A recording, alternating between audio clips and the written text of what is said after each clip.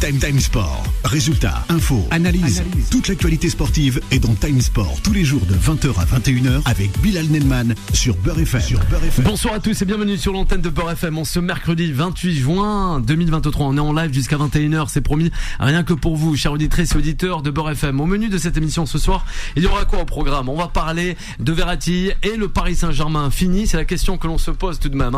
Aurélien, Duarte, qui sera avec nous sur cette antenne, notre consultant, qui nous apportera joie et bonne humeur, on l'espère, pour toute l'équipe de Time Sport et les auditeurs de Beurre FM, sans oublier Koulibaly et son départ en Arabie Saoudite. Le 01 53 48 3000 pour réagir avec toute l'équipe de Time Sport. Le débat du jour, on le rappelle, un mercato qui chamboulera le Paris Saint-Germain selon vous. C'est la question que l'on se pose et que l'on vous pose, chers auditeurs et auditrices de Beurre FM. Pour réagir, vous composez le numéro du standard, le 01 53 48 3000, et nous, on va vous souhaiter, justement, et on l'espère, que vous avez passé une bonne fête de l'Aïd El-Kébir, 2023. Avec vous, en tout cas, Aïd Moubarak à toutes et à tous. Et on va commencer à présenter le magnifique plateau qui m'accompagne jusqu'à 21h.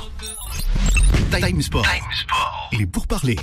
Eh oui, ça fait plaisir. En ce jour de l'Aïd El-Kébir, nous accueillons deux consultantes, journalistes consultantes avec nous. Alors, la personne de Fawcett et Bénédicte. Bonsoir, mesdames. Bonsoir. Comment ça va? Très bien, merci. Tranquillement. Et toi, Bilal? Moi ça va, tranquille. Super. À fond la caisse, mais ça va. On est là, avec toute l'équipe de Time Sport. Ça va toi, Fawcett? Bénédicte? Magnifique. Tranquillement. Très très bien. Nous aussi. Allah est avec nous aussi. Ça va toujours bien quand on est avec toi, tu sais. Non, il nous manque une personne là. C'est le coach Tolé. Il sera avec nous, le coach Tolé. Justement, il nous manque tant déjà, ce coach Tolé. Allah, comment ça va? Bonsoir Bilal, Aïd Moubarak. Aïd Moubarak. Les auditeurs. Et toutes les auditrices. Ça va très bien. Espérons que l'émission passe en cool comme d'habitude. On va voir ce moment cool comme tu le dis. Lui, il va nous apporter cette zen attitude, on l'espère. C'est Aurélien. Comment ça va, Aurélien? Bilal, je vais bien et je suis tellement heureux d'être là. C'est trop fort le sujet. Aïd Moubarak à toutes et à tous. C'est ça. Et c'est trop fort le sujet que tu me proposes. Vaincre la blessure. J'étais absent 2 semaines. Je sors d'un mois et demi d'une des plus grandes souffrances physiques de ma vie. Et je suis content d'être vivant et d'être là. Et je vais vous partager des billes et des outils pour aussi tenir le coup quand c'est très très dur. Tu vas les donner aux filles et aussi aux garçons de l'équipe. Juan José avec nous. Comment ça va, Juan José? Hola, buenas noches, buenas tardes a todos. Bien. Très bien. Parler foot, pourquoi pas. Parler foot. Tant qu'on est là. On verra, justement. Le 01 53 48 3000, c'est le premier sujet. Fawcett soupire et rigole, je ne sais pas comment le prendre. Le mercato estival, justement, il est bien là. Et c'est Verratti qui a vendu peut-être la mèche selon nos confrères. Du but, et qui a dit à Mbappé pour son avenir. Marco Verratti, donc, aurait partagé sa fameuse destination, peut-être club de fin. Pour l'illustre international italien. Fawcett, on t'écoute. Alors pour Verratti, justement, on a tous entendu parler. Il a même évoqué la possibilité d'un départ. Donc aucune offre n'a été transmise ou conclue. Pour le moment. Mais on parle du Hilal, on parle d'un départ. Lui aussi. Pardon. Lui aussi. Oui, peut-être qu'il va rejoindre Koulibaly, comme on dit. Et donc 50 millions a été proposé, 50 millions d'euros a été proposé par saison, exactement. C'est déjà pas mal, 10 ans pour Verratti. Mais pour le moment, rien n'est officiel. Et après, il faut aussi savoir que le PSG, il reste quand même difficile. Il est intransigeant aussi par rapport à ça. Donc voilà. On a vu le Marseillais aussi, Alexis Sanchez, dire non à l'Arabie Saoudite. Lui aussi. Bon, en tout cas, ça va être dur pour le shipper au Paris Saint-Germain contre international italien. Je sais pas si ça va être dur dans la capitale française. Pour le shipper, parce que le cas Verratti est quand même un cas assez particulier. Déjà, il a 30 ans. Ça, on a tendance peut-être à l'oublier. Il est pas tout jeune. Il a 30 ans. Ça fait 11-16 ans qu'il est du côté du PSG. Et il n'a pas une grosse expérience parce qu'avant le PSG, c'était Pescara. Excusez-moi. Il a fait que 2 clubs. Et ces dernières années, et ses performances étaient loin de ce qu'on attendait, peut-être qu'on aurait pu attendre dès lui, d'autant plus que si vous regardez l'ensemble des 11 saisons passées du côté du PSG, il a grandi en tant que joueur les premières saisons, mais par la suite il s'est éteint. Il s'est éteint. Il a pas avancé. Il n'a pas fait grandir. Le PSG n'a pas fait grandir. Il faut savoir aussi que le Khalifi, il n'est pas prêt à le lâcher parce que c'est l'un de ses éléments les plus efficaces. Enfin, j'ai des doutes là-dessus. J'ai des doutes là-dessus. Je vais te dire pourquoi, tout simplement parce que déjà on attend la confirmation de l'arrivée, enfin l'officialisation de l'arrivée de Luis Enrique. Oui. Alors Luis Enrique est quelqu'un qui pourrait travailler avec lui parce qu'à un moment donné, il avait les yeux rivé sur Verratti, et vous vous souvenez de cette passe d'armes entre le Barça et le PSG, le Barça souhaitant faire venir Verratti au PSG, au Barça. Et le PSG disons non. Et d'ailleurs c'est aussi à ce moment-là que les relations entre les deux clubs ont pris encore un coup de froid après l'histoire de Neymar. Donc peut-être qu'effectivement il va avoir une nouvelle chance avec Luis Enrique, mais ce qui est vrai que quand tu as 30 ans et tu as une proposition sur la table qui est autour des 50 millions, comme tu disais tout à l'heure. Voire un peu plus, moi j'ai lu 80. Ouais, moi aussi. Mais là, on est dans des chiffres un peu folles quand même. Donc je sais pas après si ça va être vraiment ça. Mais avec un salaire net de 20 millions par an. Alors, ça reste pour l'instant effectivement des chiffres. Donc, excusez-moi, je suis toujours là avec mes chiffres. Non, mais il pourrait partir. Il pourrait partir. Je pense que sincèrement, le PSG n'a pas non plus gros intérêt à essayer de les garder à tout prix, parce que avec l'argent qu'il peut récupérer, il peut aussi faire venir d'autres joueurs pour un nouveau projet. Allez, les chiffres de Béné, voilà, ça sera pourquoi pas une prochaine rubrique l'année prochaine, la saison prochaine. Moi, j'adore les chiffres et j'adore la précision. Vas-y. Donc voilà, Marco Verratti boucle une 11e saison assez difficile, avec 29 matchs en Ligue 1 pour aucun but et 0 passe décisive. Donc déjà, il est pas mal critiqué. C'est compliqué, donc il est plus trop dans les petits papiers et des supporters et du club d'une manière générale. L'Arabie Saoudite le tourne autour. Il y a carrément une délégation qui est venue pour le rencontrer et pour discuter avec lui. Donc forcément, ça laisse à réfléchir. Comme tu le dis si bien, il a 30 ans, il a peut-être beaucoup d'argent à gagner ailleurs et se refaire entre guillemets une santé sportive en Arabie Saoudite. Ouais, ça n'est pas rien. Là aussi de partir en Arabie Saoudite, de toute manière, même le Hilal, il s'est déplacé en France pour trouver quand même un remplaçant à Diaz. Donc je pense pas qu'ils vont quitter la France sans pour autant prendre quelqu'un. Et je pense que c'est une bonne opportunité aussi pour Verratti. 11 ans au PSG, je pense qu'il est grand temps de changer. Pas que lui, en fait, il y a beaucoup de joueurs qui sont restés. Si on donne aussi l'exemple de Messi, quand il était au Barça, il était grand temps de changer, donc il a vu ailleurs, il a fini au Miami. Mais bon, voilà, je pense qu'il est grand temps de voir ailleurs. Comme elle a dit, elle a si bien souligné Bénédicte, c'est par rapport aussi à sa santé sportive. Donc, donc comment va-t-elle? Enfin voilà, c'est ça. Telle est la question. Telle est la question. Après, il y a une question. On va avoir Solal, notre réalisateur. Réfléchir très bien, c'est que il y a l'Euro 2024 en Allemagne. En Allemagne. Est-ce qu'un joueur qui a 55 sélections avec l'Italie et qui n'est pas sûr d'avoir son poste en sélection italienne au moins en tant que titulaire, va-t-il prendre le risque de partir en Arabie Saoudite pour peut-être être absent de ce Euro ou être absent en tant que titulaire? Donc il y a quand même beaucoup de paramètres, mais par rapport aux chiffres, encore une fois, on travaille sur une fourchette selon les médias, selon les représentants ou les managers. La fourchette va entre les 50 et les 80, voire parfois un tout petit peu moins. Mais là, on est sur 80 000 pour un transfert. Voilà, moi j'ai lu 80 000 pour un transfert et ensuite 20 millions par an. Ce qui est quand même pas négligeable. Après, moi, j'ai entendu dire il y a certaines rumeurs autour de l'Atlético de Madrid, qui le reluquerait un petit peu de loin quand même. Allez, Solal, justement, il en pense quoi? Allez, une bonne fête de l'Aïd à Solal, à lui, à toute sa famille, notre réalisateur que vous pouvez retrouver jusqu'à 23h ce soir. Vous nous appelez le 01 53 48 3000 pour, nous passer un petit mot, nous le souhaiter et aussi le souhaiter à vos proches, à vos amis. Voilà, Aïd Moubarak à toutes et à tous, avec le ravissant sourire d'un certain coach Tolé qui débarque, je sais pas, de Kin ou même de Brazza, mais on va voir, il va nous donner sa destination, et nous on va écouter Solal. Verratti, Paris Saint-Germain. Déjà Paris Saint-Germain, pour partir de ça, franchement je pense que c'est un joueur qui a marqué le Paris Saint-Germain d'une certaine manière.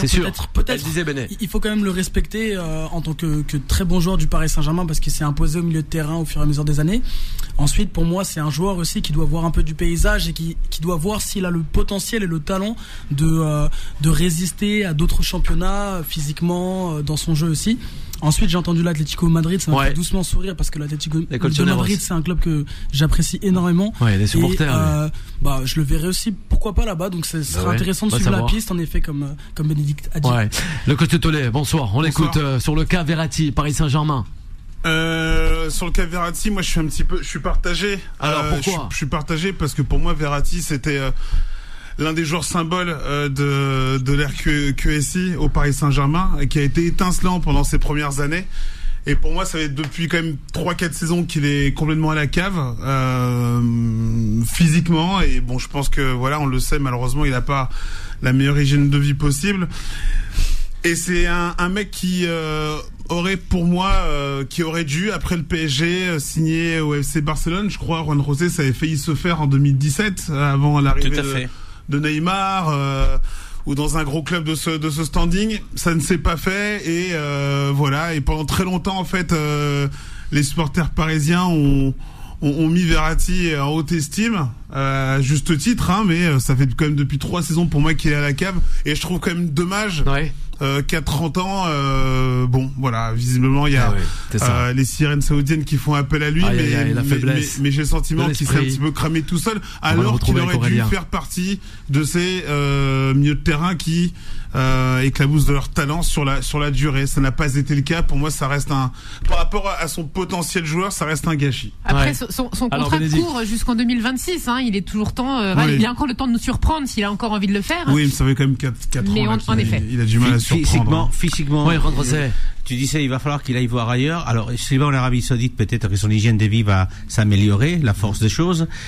Si ça va du côté de l'Atlético de Madrid, je pense pas, parce que je pense que physiquement, il tiendrait pas le coup à l'Atlético de Madrid, où c'est un jeu assez physique, où la préparation était extrêmement compliquée. D'ailleurs, il faut juste se rappeler les déclarations de Griezmann quand il est arrivé à l'Atlético de Madrid. Il a dit, quand je suis arrivé, j'ai commencé à entraîner avec Simeone, et je me suis rendu compte que ce qu'on faisait du côté de San Sébastien n'avait rien à voir, parce que la préparation physique est vraiment très très importante et l'intensité tout au long des matchs et de la saison est très forte. Donc, et là, j'ai beaucoup de doutes sur la capacité de Verratti, effectivement, physiquement, à tenir le coup du côté de l'Atlético de Madrid. Si vous rajoutez à tout ça, comme tu l'as dit, effectivement, qu'il n'est pas au mieux de sa forme depuis 4 ans, au niveau, il a la technique, mais il n'arrive pas à faire une saison entière à un très très haut niveau. Il fait un match sur 3. Il se blesse, voilà. Donc c'est assez compliqué. Je pense pas qu'il soit capable de tenir le rythme d'une équipe comme l'Atlético de Madrid ou d'un championnat comme l'Anglais par exemple. Moi je pense que l'Arabie Saoudite sera quand même une très bonne opportunité pour lui. Parce que, si on parle de l'Atlético Madrid, je pense qu'il pourra pas quand même subir longtemps, si je peux me permettre de dire ça comme ça. Mais l'Arabie Saoudite, peut-être que ça lui permettra d'être plus compétitif. Et d'autant plus qu'ils sont venus le chercher. Donc, ils sont là, ils proposent des offres, etc. Donc, ce sera bien pour le PSG parce que c'est pas encore, il est pas en fin de contrat, c'est jusqu'en 2026. Et pour lui aussi, ça serait toujours mieux que de finir où t'as le contrat qui expire et t'es libre, comme on dit. Tu resteras sans club. Donc, voilà. Une bonne chose peut-être. Non, oui, bonne chose après, mais je dis encore, c'est par rapport. Tu sais, t'as des joueurs comme Karim Benzema qui sont partis. Karim Benzema, ils sont partis. Il a tout fait aussi. Et encore, ils ont montré durant les dernières saisons qu'ils ont été au top. D'ailleurs, Benzema en est le ballon d'or. Et paradoxalement, les joueurs de très haut niveau arrivent à maturité entre 28 et 32 ans. Surtout aujourd'hui. Quand tu travailles, t'arrives à un moment où les mecs ils savent. Et après, lui c'est pas le cas. Après, il faut savoir aussi que l'Arabie Saoudite n'est pas uniquement en train de taper que dans les retraités, mais il y a même des joueurs en plein des joueurs qui sont en pleine activité aussi. Donc il faut prendre ça en compte. Donc ça pourrait être vraiment bénéfique pour lui en tant que joueur quoi.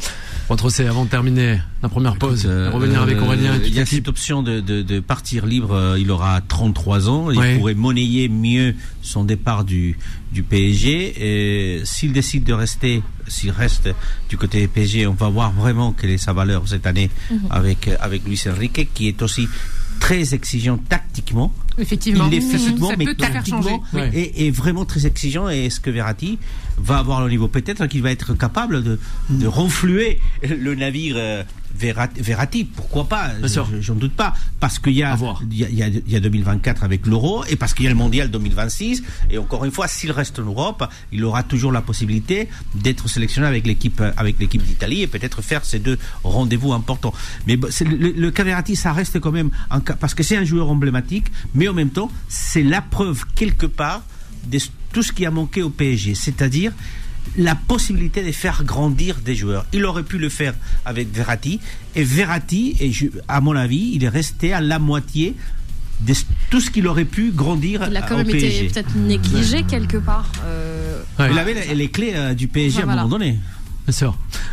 Cotelet, allez rapidement avant la pause. Non mais c'est la première. Rossé voilà. Et là, ce que je veux dire, non, c'est vrai que Verratti c'est un peu le symbole pour moi du projet du PSG, c'est-à-dire que étincelant à ses débuts et puis en perdition, et puis à un moment on a le coach qui est là en face de moi aussi, un autre coach. Il y a un moment, faut être capable aussi de changer de club, changer d'air, passer à autre chose.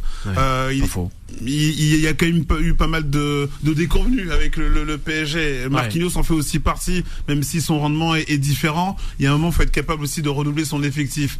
Bon, pour moi, Verratti, passe à autre chose, que ça soit en Arabie Saoudite, en Espagne ou ailleurs. Mais il faut renouveler aussi son effectif du côté du PSG. Allez, vous restez avec nous, chers auditeurs et auditrices de Beurre FM. On revient rapidement avec toute l'équipe de Time Sport. Time Sport revient dans un instant. 20h, 21h, Time Sport avec Bilal Nenman sur Beurre FM. Oui, nous avons perdu le coach Tollet du côté de la Canebière. On lance l'avis de recherche du coach Tollet. Oui, nous revenait du soleil. Aïe. Le soleil, on l'a oublié ce soir sur Beurre FM et même sur Paris. Demain, c'est la pluie, le coach Tollet, non? Ouais, c'est la grisaille. Aïe, la grisaille. Triste. Triste. On va bondir, on va tous prendre un train et finir sur la Canebière avec Aurélien et toute l'équipe de Time Sport. Le 01 53 48 3000, c'est pour réagir avec Bénédicte, avec Fawcett, pour m'accompagner et sans oublier Juan Rossé. Allez, place à Aurélien. On va l'écouter, Aurélien. Time Sport. La parole des sociaux. Vaincre la blessure. Vaincre la blessure, être plus fort, plus forte, se battre, lutter, se bagarrer, dominer, vaincre et gagner. Le vocabulaire guerrier de nos petits égos apeurés et formatés à la compétition depuis l'enfance a aussi envahi la sphère médicale. Parle-t-on d'une vulnérabilité à guérir ou cherche-t-on encore un coupable à punir à l'intérieur même de notre divin corps? Comme si la seule manière de résoudre un problème était par la force. Toute victoire acquise par la force est de courte durée. Une blessure physique, émotionnelle, mentale ou spirituelle demande en priorité de l'acceptation, des soins, de l'attention et du repos, de la bienveillance, du soutien et des encouragements à celui ou celle qui vit cette blessure. Souviens-toi que la douleur est enseignante. Elle t'apprend à te connaître, à identifier tes fragilités et tes limitations, à plus t'aimer et elle t'amène à la grandeur. Une blessure, une douleur, une tension, un inconfort est un signal, un messager qui te dit que quelque chose ne va pas, qu'un de tes besoins prioritaires n'est pas nourri. Ta petite voix te l'a chuchoté plusieurs fois. Si, quand tu te réveilles en pleine nuit, quand tu n'arrives pas à te concentrer, quand tu es pris d'une douleur corporelle inexplicable, quand tu réponds à une de tes addictions alimentaires, drogue légale ou illégale, médicaments, achats compulsifs, alcool, tabac, sexe, etc. Et comme tu n'as pas écouté cette voix, elle a augmenté le volume et l'intensité du signal pour te faire réagir. C'est la maladie ou le mal a dit? C'est la blessure. Tu te blesses, c'est sûr. Souviens-toi de ta dernière égratignure, coupure ou même cicatrice après une opération. Les soignants surveillent la cicatrisation et les produits aident à éliminer les parasites s'il y en a. C'est le corps qui s'auto-guérit lui-même, qui se régénère, qui fabrique une nouvelle partie de toi sans même ton accord ou ta participation. Ça, c'est cadeau. Protégé des bactéries et à l'abri de ton propre regard, sous la croûte protectrice, les chairs se referment et se reconstituent toutes seules. Le processus est automatique pour te fabriquer une peau toute neuve et aussi une cicatrice qui te rappelle que tu as survécu à cette épreuve de croissance. Te viendrait-il à l'idée de perturber la cicatrisation, de triturer la plaie, de l'asperger d'acide ou d'en faire ton sujet principal de discussion? Bien sûr que non, nous sommes bien trop intelligents.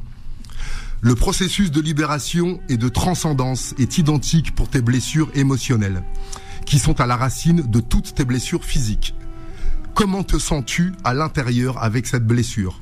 Inquiet, dans la peur, stressé, diminué, rabaissé, inutile, en colère, etc. C'est à cet endroit que tu dois porter ton attention. Tu peux te rassurer, il n'y a que 5 blessures maximum à identifier et guérir. Écoute l'acronyme TRAHI, T-R-A-H-I. Trahison, rejet, abandon, humiliation, injustice. Je te conseille le livre de Yves Bourbeau, qui te permettra d'identifier tes blessures actives et surtout de changer les comportements inadaptés qui en découlent. Entretiennent ces blessures et gâche ta vie. Tu mérites mieux. Culpabilité, ressentiment, colère, haine, rejet, rumination, négativité sont autant de perturbations à ta guérison et à ton élévation. Quand la blessure se présente, fais une pause. Arrête-toi physiquement. Respire profondément. Remercie-toi de t'en être rendu compte. Remercie la vie pour cette leçon, aussi brutale et inconfortable soit-elle. Touche avec de l'amour ce que tu touchais avant avec de la peur. Change ton état vibratoire et pose-toi les questions magiques. Qu'est-ce que cela m'apprend sur moi, sur la relation à l'autre et sur la vie? J'ai mal à parce que j'ai besoin de. J'ai mal à parce que j'ai peur de. Écoute la réponse de ton âme. Si cela ne fonctionne pas, souviens-toi qu'une partie divine de toi n'a jamais été blessée et n'a jamais souffert. Demande-toi ce que le Créateur ferait à ta place dans la même situation. Sourate 2, verset 288. Nullement ne charge Allah une âme excepté de sa capacité. Dieu n'impose à aucune âme une charge supérieure à sa capacité. Que la paix et la joie soient dans ton esprit, l'amour dans ton cœur et la santé dans ton corps. Ah ben voilà, magistral. C'est ça, magnifique. Fawcett, première réaction avec Bénédicte.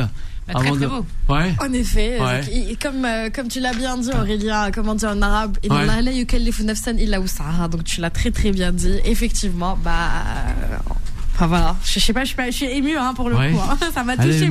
Oui, ça m'a touché. Avec le coach Tolé. Ça l'a touché à Fawcett. Le repos, il faut savoir dire stop. Je vais. Le repos quand il y a la blessure. Je vais étendre l'ambiance. Ouais. En écoutant Aurélien, je me suis dit peut-être que tu devrais envoyer ça à Neymar. Ah bah ouais. Peut-être. Envoyez-le-moi. Ça pourrait l'aider. Voir si effectivement. Même un certain joueur de Marseille, tellement blessé, effectivement, est capable de s'en sortir. À la blessure à répétition, tu peux soigner une entorse, un cancer ou n'importe quoi. Si tu n'as pas travaillé sur la cause émotionnelle, ton corps est vaste, il se reposera ailleurs pour que tu apprennes. C'est pas une punition. Ouais. Le repos. Quand il y a la blessure. Alors avant le repos même quand il y a la blessure, il y a la. Et les cleaners aussi des fois se blessent hein. C'est parti là. Allez. Non, qu'est-ce qu'il y a? Sur le plateau, c'est assez rare quand même parce qu'en termes de prévention, on fait attention à eux quand même. On est quand même bien préparé. Mais non, mais avant la blessure, coach, il y a la prévention. Ça c'est extrêmement aussi important. C'est une étape importante qui est extrêmement négligée parce qu'en fait ça va un petit peu dans tous les sens et on attend d'avoir le couac pour pleurer et essayer de se soigner, mais comme il a dit, on peut soigner la blessure autant de fois, mais s'il n'y a pas cette blessure, comme tu l'as dit, émotionnelle, ce blocage, c'est le plus important et je pense que c'est ce qui nous manque. Il y a d'ailleurs des tas de maladies qu'on se crée de manière totalement somatique. Ce sont nos émotions qui créent nos maladies, très souvent. Et ce qui est surprenant, c'est que quand c'est une maladie, encore on peut le comprendre, mais vraiment sur la blessure, c'est là que je vais être un petit peu précis, je l'ai dit dans le texte, mais ça allait un peu vite, pour vous éclairer. Si par exemple tu te fais une entorse, ou tu as un faux mouvement, ce faux mouvement, où était ton attention et ta conscience pendant cette fraction de seconde? Pendant que tu devais regarder où tu poses ton pied, faire ton geste ou ton tir. Donc déjà, ça c'est important. Tu as une capacité de concentration qui fait qu'à un moment précis, ton esprit n'est pas là. La deuxième chose derrière, et c'est là qu'est la subtilité, c'est, j'ai cette entorse. Dans quel état ça te met? Est-ce que tu as peur d'une opération? Est-ce que tu es énervé parce que tu peux pas jouer? Est-ce que tu as une colère? Et c'est ça qu'il faut traiter. Et bien souvent, je vous donne encore une précision, identifie dans la semaine, dans les 15 jours qui ont précédé ta blessure physique, tu as eu un choc émotionnel, tu as eu une déception, tu as eu un truc dégueulasse et tu t'es dit, ça passe, je suis plus fort, on avance, laisse tomber. Au niveau du mental, ça passe, mais le corps, il t'a dit, non, tu veux pas écouter ce signe-là, je vais t'empêcher de faire ce que tu aimes. Si tu seras footballeur, tu seras blessé aux jambes. Si t'es pianiste, tu seras blessé aux doigts. Moi, ça m'est arrivé plein de fois, des extinctions de voix ou des choses où je pouvais pas parler parce que j'avais pas réglé une priorité. Donc sincèrement, faites la paix avec le fait que le corps humain, c'est une mécanique. Il y a des réactions. Que le corps humain, c'est une mécanique. Ce n'est pas qu'une mécanique, c'est un système. Oui, après, même pour les artistes, même pour les chanteurs, les acteurs. Oui, après, moi aussi, je pars du principe que quand on est blessé, le mental joue énormément. Enfin, il joue un rôle important dans la guérison. Si t'es pas bien mentalement, enfin voilà, ne t'attends pas du tout à ce que tu sois guéri parce que t'es pas bien, parce que tu penses énormément à cette blessure, est-ce que je vais guérir ou pas. Donc le stress, il joue énormément. On l'a si bien vu aussi pendant la période du Covid aussi. Les gens, ils étaient atteints davantage parce qu'ils avaient tellement peur, stressés, etc. Ça sort pas, donc tu restes chez toi. Une fois t'as une petite grippe et tout ça, ça prend de l'ampleur et ça s'empire, quoi. Faut pas laisser traîner. Solal, une réaction, allez. Ouais, t'as dit un truc que je trouve très très vrai. C'est quoi? Souvent les blessures sont liées à un choc émotionnel qui a eu en amont à la blessure, et j'aimerais savoir comment, lorsqu'on sait qu'on a eu un choc émotionnel, lorsqu'on s'en rend compte, on peut prévenir de cette future blessure. Alors, prévenir de la blessure, il faut aller soigner on est une société où on pose des pansements sur une jambe de bois. On va travailler sur les conséquences. Il faut revenir sur la cause. Tu vois ce que je veux dire? C'est véritablement la cause émotionnelle. Et quel est le besoin qui n'a pas été nourri? Un besoin de sécurité, un besoin de t'exprimer, un besoin de prendre ta place, un besoin d'être respecté, un besoin de poser une limite. Tu vois, c'est vraiment ça. Il faut aller poser une action derrière. Identifier n'est pas suffisant. Ah oui, je sais que par exemple, c'est une tension avec mon entraîneur. Je lui ai pas dit ça. Écris-lui une lettre, envoie-lui un texto, crée un moment pour aller parler à cet homme et percer l'abcès. C'est ça qui est difficile et que je fais beaucoup en entreprise et dans les clubs sportifs. C'est qu'on est tellement tendu, tellement cynique, tellement ironique, tellement agressif que dès qu'on nous touche quelque chose qui n'est pas correct, on se sent attaqué. Et donc, il faut vraiment créer des moments pour percer ces abcès, des moments de cohésion, de joie, des moments hors entraînement pour pouvoir pacifier les relations, là dire voilà, c'est enfin le moment de dire les choses qui sont pas confortables parce que ça fait aussi partie de la vie, c'est ça être adulte. Ne pas se sentir attaqué. Rentre C.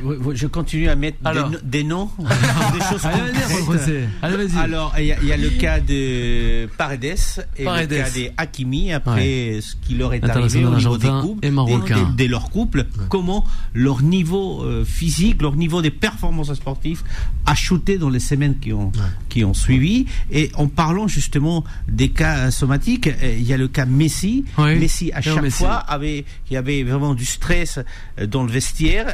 Le problème c'était un problème gastrique. Systématiquement, il avait des problèmes gastriques. Il a été d'ailleurs traité quand il était à Barcelone pour essayer justement de le détendre et que tout son stress n'aille pas systématiquement physiquement toucher son estomac. Donc, le ventre est notre deuxième cerveau. On met des noms concrets à des choses qui parfois sont comme ça un peu dans l'air et qu'on n'arrive pas peut-être à identifier, mais voilà. Des joueurs comme Hakimi, rappelons-nous des crampes de Carlos Alcaraz là à Roland Garros contre Novak. Voilà, le stress lui a déclenché des crampes alors qu'il était vraiment pas très loin. Pas très loin d'atteindre justement une finale à Roland Garros. Et non. Crampe, donc non. Ça l'a fait. Des fois, ça rentre. Ça, il y a même aussi les bols au ventre. Nous, en tant que journaliste, je sais pas si vous le vivez aussi, mais c'est un stress constant. Tu l'as tous les jours parce que, après, ça dépend. Il y a ce qu'on a. Tu le connais pas, toi? Ok, parfait. J'ai connu les stress quand j'ai rentré dans mes premiers plateaux. Mais après, tu verras avec le temps. Justement, j'allais en venir. C'est aussi un stress positif qui pousse à donner de temps meilleur. En fait, c'est tellement en fait, t'as besoin de tout donner que tu stresses pour ça. Mais après ça, je parle plutôt d'un stress positif. Et moi, personnellement, je l'ai pratiquement tous les jours. Mais je pars du principe que c'est bien, que je vais me donner à fond et que ça va le faire, en fait. Tant qu'il t'empêche pas de faire ce que tu as à faire. Maintenant, vous savez, cette capacité qu'on a en Occident à mettre positif, négatif. Et l'énergie est de l'énergie. L'électricité, là, qui te permet de m'entendre, t'es pas en train de te demander si c'est le positif ou le négatif qui t'envoie la communication. C'est l'ensemble des deux. Le stress, c'est une réaction. L'être humain, nous sommes des êtres sensoriels.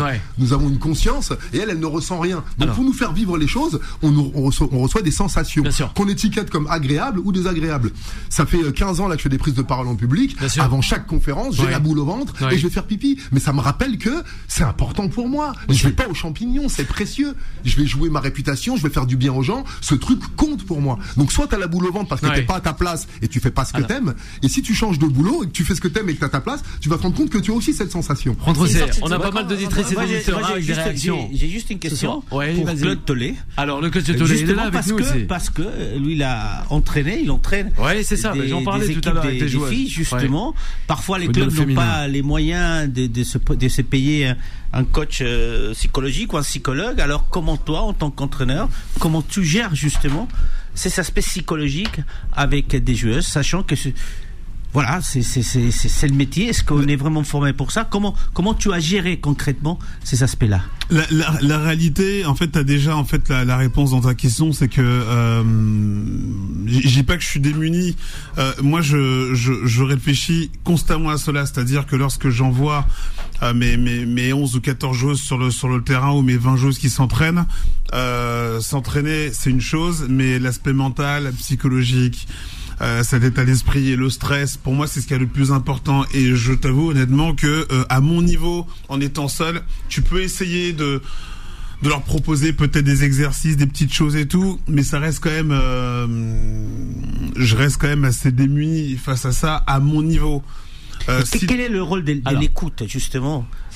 Est-ce qu'on la pratique ou on la pratique pas? Parce que souvent on dit voilà, mais est-ce qu'on arrive à pratiquer l'écoute? Est-ce que cette écoute a la même qualité quand tu entraînes des hommes que quand tu entraînes des filles, par exemple? Humainement, l'écoute elle reste limitée. C'est ça qui est aussi difficile. Elle reste limitée, donc faut que tu aies un discours assez court, pas trop long aussi, impactant.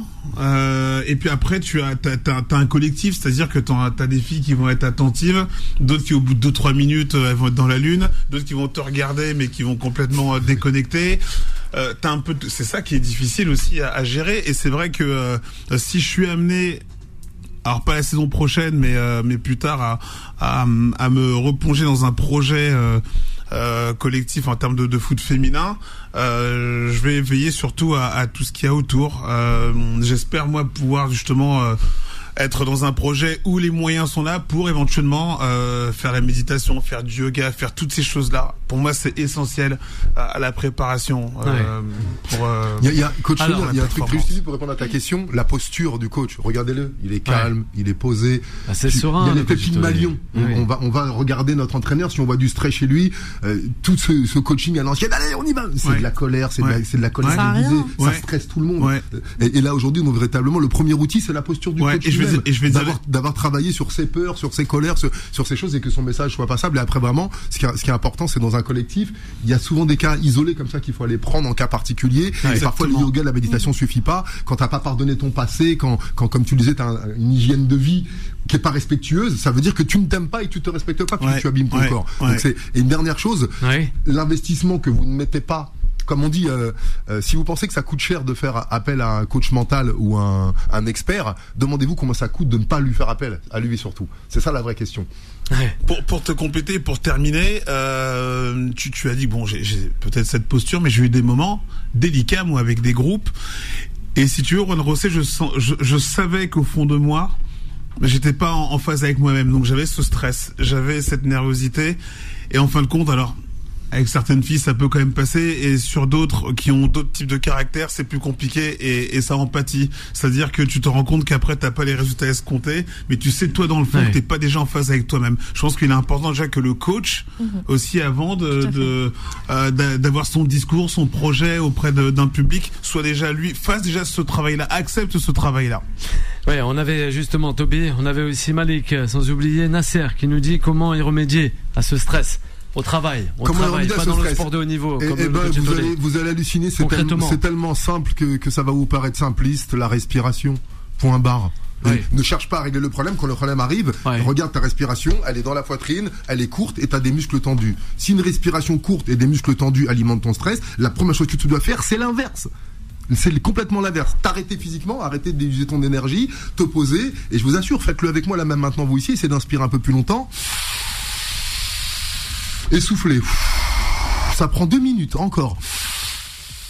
On n'a tellement pas l'habitude qu'on le fait pas. Et le cerveau va partir ailleurs. Fais ça 3 minutes. Ton état de stress descend, ta pression artérielle descend, ton niveau de tension descend. Et là, tu peux voir clair. La première chose à faire, c'est changer ton état vibratoire et changer l'émotion dans laquelle tu es. Et ça passe comment? Par le corps. Voilà, l'astuce d'Aurélien. Pour finir, est-ce que cela veut dire qu'on a tendance à s'oublier au quotidien? Tu le dis, cette respiration dont on n'a pas du tout l'habitude, mais qui doit être normalement une normalité. Cette société complètement matérialiste, bien sûr qu'on s'oublie. Je donne tout à mon travail, je donne tout à mes enfants, je donne tout à mon équipe. Les autres, l'extérieur toujours. Et tu oublies le principal intérêt, c'est toi-même. C'est évident qu'on s'oublie et on est élevé à s'oublier. Regardez, je prends souvent cette parabole. Quand t'as cassé un objet, attention, ça coûte cher. Ou attention, c'est précieux. Quand tu te blesses quand t'es petit, c'est rien, tu vas pas en faire toute une histoire. Prenez le temps. les objets sont précieux et toi tu n'as pas de valeur. On est élevé comme ça bien souvent. Donc c'est tous ces choses qu'on a entendues pendant des années qui font qu'effectivement on a un manque de respect de soi. Et je vous le répète encore, la privation de liberté et ce conditionnement qu'on a eu pendant 2 ans de pas pouvoir aller venir, de pas pouvoir se toucher, parler, être utile, de tous ces besoins sociaux qui développent la confiance d'un individu, retirez-lui ça a des séquelles et des conséquences. Absolument. Merci. Et puis de manière longue durée. Merci Bénédicte, merci l'équipe de Time Sport, à de suite. Time Sport revient dans un instant. 20h, 21h, Time Sport avec Bilal Nenman sur Beurre FM. Et de retour sur l'antenne de Beurre FM, 20h40. On est en live jusqu'à 21h avant d'accueillir Vanessa jusqu'à 23h. Ah non, Vanessa justement, elle n'est pas là. Mais nous, on est là bien avec vous, chers auditeurs et auditrices, avec Fawcett, Bénédicte, nos 2 consultantes. Ça fait plaisir d'avoir de la gente féminine avec nous ce soir. Eh oui, sur le PAF, il n'y en a pas beaucoup concernant la planète sport. C'est vrai. Et notamment aussi nos journalistes, malentendants et malvoyants, à qui nous pensons ce soir. Voilà, en la personne de Michael, de Juba et aussi de Viknesh. Oui, le coach Tolé, pas assez. Vas-y. Non, mais Laïd El Kébir, le coach Tolé. Oui, je saurais pas le dire. Alors, Laïd El Kébir, la fête religieuse la plus importante de la communauté musulmane. Voilà, à qui nous souhaitons justement Eid Moubarak à toutes et à tous. Sa'adkoum. Voilà, elle le prononce mieux que moi et elle est toute ravissante en le disant. Oui, le coach Tolé. De cours, justement, par rapport à ça. Elle t'en donnera. Fawcett, même Solal. Il t'en donnera. Non, plus sérieusement, pour compléter, c'est vrai qu'il y a pas assez de, trop d'hommes, clairement. Et en tout cas, je te félicite, Bilal. Toujours, on essaye. On essaye, mais je te félicite, je le dis ouvertement, parce que voilà, il y en a pas beaucoup comme toi. Pas beaucoup, sur des quotidiennes, il y en a pas beaucoup. Non, mais c'est vrai. À tout, que ce soit des femmes, que ce soit un public comme je peux avoir, comme Mickaël, exactement. Nous sommes la France. Moi, je suis là aussi. Et nous l'aimons, cette France. Non, mais tellement, il y a pas, on ressent même pas ça. En fait, moi, quand j'étais arrivée la première fois, je savais même pas que Juba était un malvoyant. Et ça a duré, je pense, 2-3 émissions, etc. Tellement, nous sommes une famille, comme il a dit, c'est la France, donc il y a de tout. On est tous là et au bout d'un moment, voilà, tout ce qui est. Il y a même des Espagnols. Voilà, il y a des Espagnols. Et d'origine espagnole aussi. Il y a les Messins, il y a le Congo-Brazza aussi, à qui nous passons le bonsoir, c'est ça. Les deux Congo aussi, Kin aussi. Eh oui, on n'oublie pas Allison et Aurélien aussi. Aurélien m'a fait un bien fou. Voilà. Ça, c'est Malik qui nous le répète. Merci Malik, merci infiniment pour. Il y a Toby aussi qui le dit. Pour vos retours, c'est motivant. C'est vrai qu'on vit des périodes difficiles et c'est rare qu'on ait des plages comme ça où on peut s'exprimer, de partager un peu d'amour, un peu de compassion, un peu de soutien, un peu de sincérité. On est en radio nationale, on est obligé on est obligé aussi de le dire aux faits marquants d'hier soir, malheureusement. Mais il faut en parler aussi, ça sert à ça. En raison parisienne, non, on est une émission. C'est malheureux, ça fait. Sport, mais c'est vrai que quand même une pensée singulière à une famille en deuil, la famille de Naël, aux amis, aux proches et à l'agglomération qui est la ville de Nanterre. Oui, peut-être. Non. Eh ben justement, on va enchaîner avec le dernier sujet de cette émission. Allez, c'est l'Arabie Saoudite avec Koulibaly. Time Sport, le mode pressing. On a des chiffres. Je la regarde parce que maintenant, quand j'entends les chiffres, c'est Bénédicte. Je me retourne vers toi, Bénédicte. En tout cas, c'est vrai qu'il y a des pics venant de Chelsea et les Blues en faveur de Koulibaly et pas que. Et aussi j'ai oublié l'international français qui était parti, N'Golo Kanté. N'Golo Kanté, absolument. J'allais te le dire justement, tout comme Karim Benzema, N'Golo Kanté ou encore Cristiano Ronaldo qui ont débarqué l'an dernier. Kalidou Koulibaly a lui aussi fini par céder à la cour de l'Arabie Saoudite. Donc c'est 32 ans et après 8 saisons passées à Naples et une seule à Chelsea. Le capitaine de la sélection sénégalaise s'est engagé avec Al Hilal qui lui versera un salaire de 30 millions d'euros par an selon certaines sources. Un montant impossible à refuser selon lui. Ouais, voilà. C'est ça. Effectivement, Daher, il avait beaucoup dit, d'argent. Exactement, Daher, il avait dit qu'il a si bien indiqué que l'argent était, c'était un paramètre très important pour lui, pour qu'il parte en Arabie Saoudite. Après, il y a aussi la raison religieuse aussi, parce qu'il disait que, vu qu'il est de confession musulmane, donc la Mecque c'est plutôt proche, et aussi pour sa famille, comme il a si bien indiqué, donc c'est pour aider sa famille, ses cousins, etc. Et son association. C'est ça. Capitaine du cœur. En Afrique. Capitaine du cœur, exactement, au Sénégal. Donc, vas-y, en fin de carrière, donc il faut bien se faire de l'argent déjà d'un côté et faire du bien aussi. C'est vrai qu'il y a de l'argent à faire du bien. Je pense que le mot c'est ça, c'est fin de carrière. Alors c'est vrai que au moins il a reconnu directement, c'est une question d'argent. Bah oui. Il a 32 ans. la saison à Chelsea, ça s'est pas bien passé. Il n'était pas titulaire indiscutable du côté de Chelsea. Donc, sportivement parlant, il n'avait rien d'autre à prouver ou à faire du côté de Chelsea. Et c'est vraiment beaucoup d'argent. Et tout de suite, il a déclaré, c'est sa famille, c'est son association, sa fondation. La construction d'une clinique, excuse-moi de te couper, dans le village de ses parents à Lugano aussi. Qu'il va pouvoir payer avec ces 30 millions qu'il va toucher en partant là-bas. Alors, ça pose après une autre question beaucoup plus générale sur ce qui est en train de se passer du côté de l'Arabie Saoudite, avec tous les joueurs qu'elle est en train de recruter. Et j'aimerais quand même dire que j'entendais ces dernières semaines dire oui, voilà, ils sont en train de faire exploser. La planète football. Pas tellement, parce qu'ils ramènent du côté de l'Arabie Saoudite essentiellement des joueurs en fin de carrière et pas non plus des premiers couteaux. Fin de carrière. Donc, joueur en fin de carrière, c'est un Benzema, 200 millions. Mais Benzema, en France, il aurait pu faire du bien. C'est quand même encore de très très jolis noms.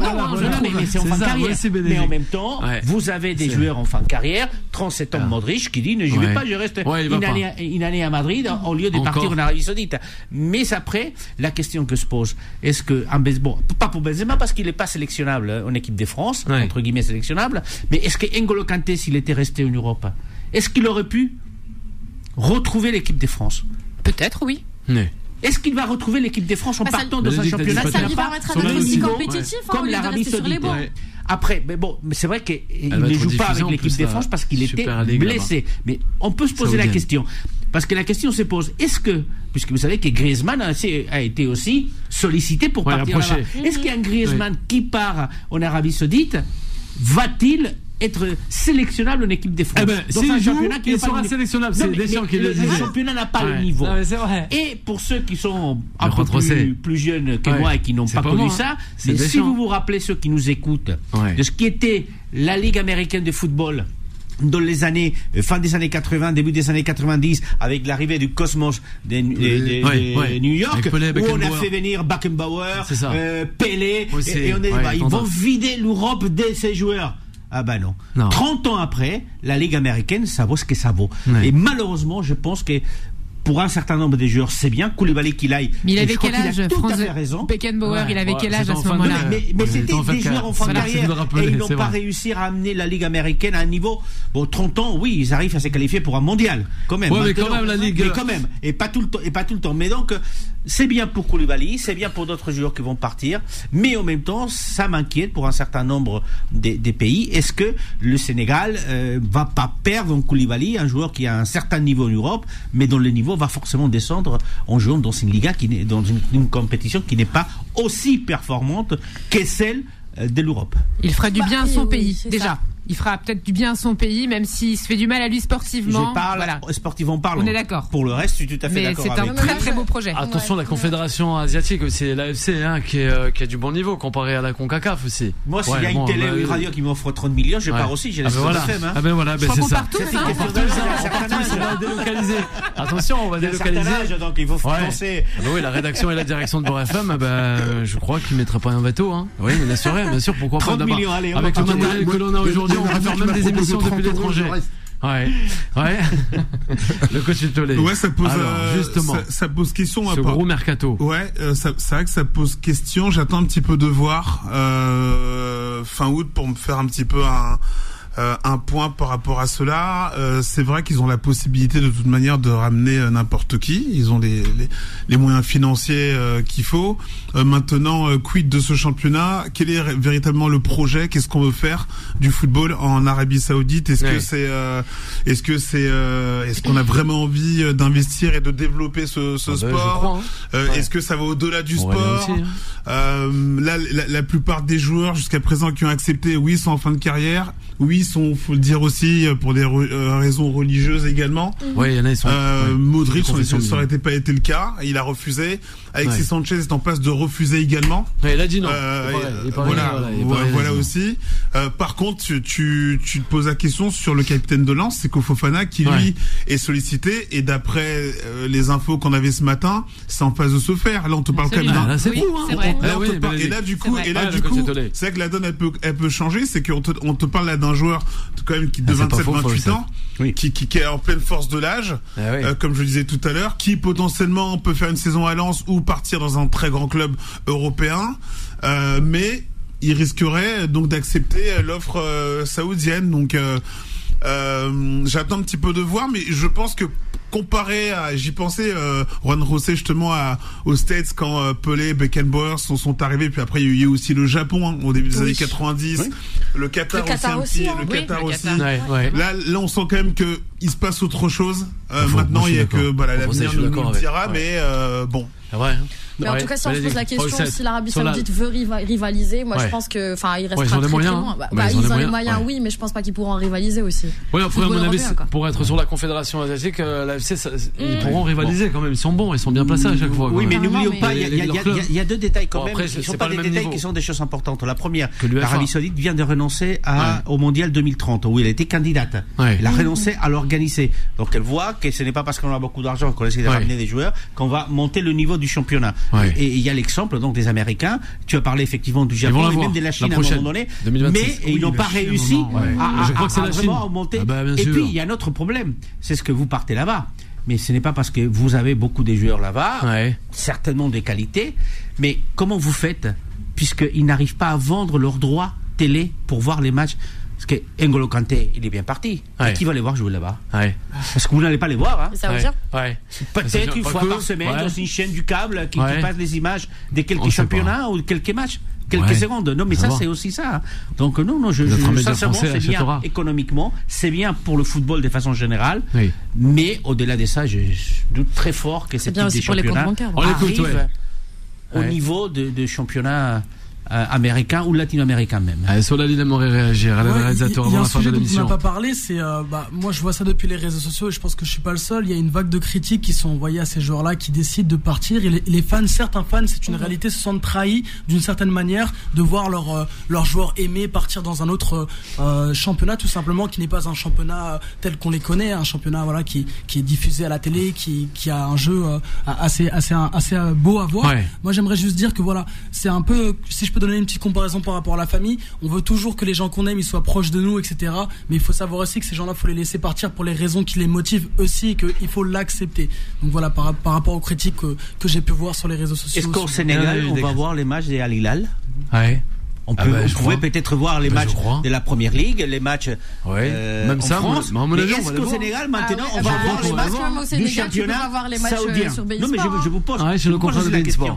Parce qu'il y a cette histoire des droits. Oui, mais les droits, c'est un problème, c'est partout. Hein. Par exemple, en Algérie, les gens ils regardent en streaming. Donc, soit tu payes excessivement cher, soit tu regardes en streaming. Donc, c'est pas vraiment une raison. Voir son joueur préféré jouer à Lille ou au Chelsea, pour moi, c'est pas un problème. On rappelle, attention, le piratage illégal. Monsieur Didier Deschamps, que vous connaissez tous, quand Robin Lenormand est devenu espagnol, il était annoncé qu'il allait avoir la nationalité espagnole pour jouer avec l'Espagne. Il a eu une conversation avec Robin Lenormand pour lui dire, écoute, peut-être que tu pourrais ne pas être nationalisé espagnol parce que on te suit. Mais juste 48 heures avant, il avait reconnu que Robin Lenormand était passé sous les radars de Didier Deschamps.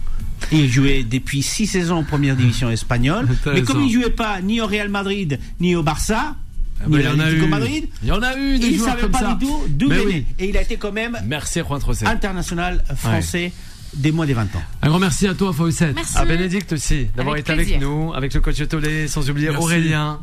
Merci. La suite des programmes sur l'antenne de Beurre FM, nous on se retrouve dès demain à partir de 20h. Un big up à toute l'équipe et aussi à notre réalisateur Solal, Aïd. Mon barak à toutes et à tous. Bye bye. Retrouvez Time Sport tous les jours de 20h à 21h et en podcast sur beurrefm.net et l'appli Beurre FM.